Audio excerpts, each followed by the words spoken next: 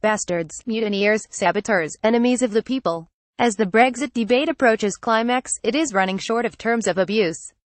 It reverts to the language politics knows best, for the bully in the playground. But this gives it a problem. Today's bastards are not the Brexiters of old, they are yesterday's moderates and pragmatists. Yesterday's wildcats of hard Brexit have become today's loyal insiders. This is a serious tactical mistake on Theresa May's part. She is isolating as rebels and Brexit deniers precisely those on whose support any workable deal for leaving the EU will depend. On the other hand, she is giving comfort to the no-dealers and cliff-edgers, who are happy to see the Brussels talks fail and Britain default to the deep blue sea. She has demonized common sense, and forced friend and foe alike to the language of extremes. The Palace of Westminster presented a grim spectacle on Wednesday afternoon. It was as if the stuffing had been knocked out of the place. It was propped up on all sides with scaffolding, and infested with armed police. Every room was thick with crumpled suits, halitosis and bad temper. In the chamber, debate on Brexit roamed into the night, inconclusive and bitter. The 2016 referendum was nasty because it collapsed the customary courtesy of partisan politics. Voters had to think for themselves, and the politicians found it distressing. Brexit dug deep into the public subconscious. It brought to the surface the insecurities and angers that underpin the new politics of identity. On the right, it gave rein to the old polite politics of Britishness, and a voice to those left behind by what they see as an aloof cosmopolitanism. Equally, it brought home to the educated middle class that if you fail to persuade a critical mass of minorities of your case, you will lose. Even if the mutineers, as the Daily Telegraph called them, secure enough defeats to overturn the 2019 deadline, it would take a political earthquake to reverse Brexit. Parliament voted last summer overwhelmingly to accept the referendum outcome, but it did not go further and stipulate the terms of that acceptance. Since the referendum offered no alternative to a blank yes or no, it left millions who might have voted yes, but in no man's land.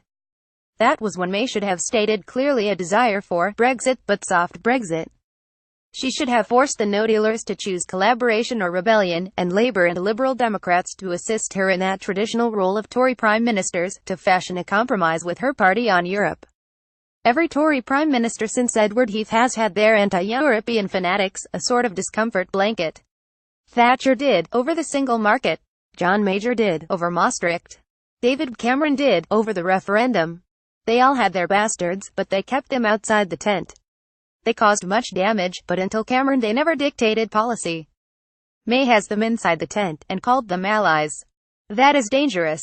No ifs, no buts. Dominic Grieve vows to vote against Brexit Bill amendment video. Since that vote in Parliament, there has been no sign of a scenario that even begins to suggest what the government wants to do next, about transition, single market, customs union, anything.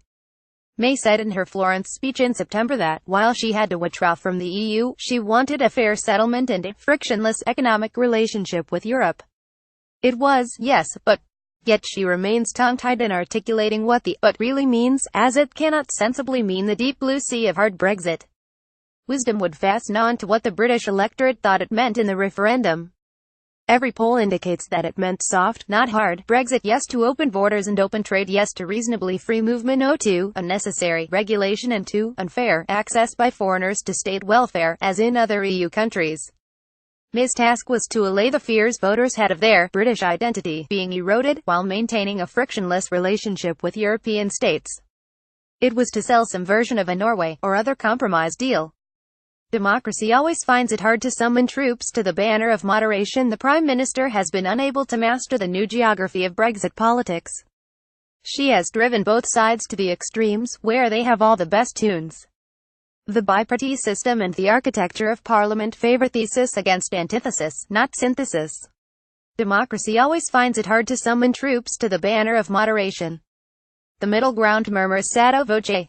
Political language has become the language not of discovery, but of attack and defense. But the old politics of Labour and Conservative embraced this dichotomy within the concept of a broad church coalition. The new politics holds that broad church parties are a thing of the past. When people think politically, they no longer think nationally but rather of themselves, their group and its interests. The cry of the group is, "You cannot understand me as you have not shared my experience." This is the death of representative government. It is de Tocqueville's atomized democracy, the dictatorship of appeased minorities. It is made worse by the truth decay of social media and the tyranny of the click. There is nothing identity politics like so much as hate.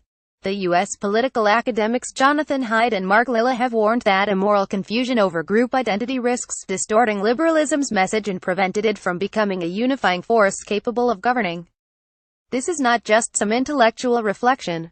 It describes British politics as it is currently in awe of the hard Brexit minority, and unable to articulate what a majority of Britons so clearly want, which is an orderly path to a soft Brexit. As an EU skeptic, I long for some lighter Dutch, less German-centric framework for European economic collaboration. But if Britain crashes chaotically out of the EU, smashing treaties, agreed disciplines and friendships as it goes, it will put at risk the good of almost half a century of European bonding. This will not be because of the Brexit referendum. It will be because British politics could not find a language for a sensible compromise.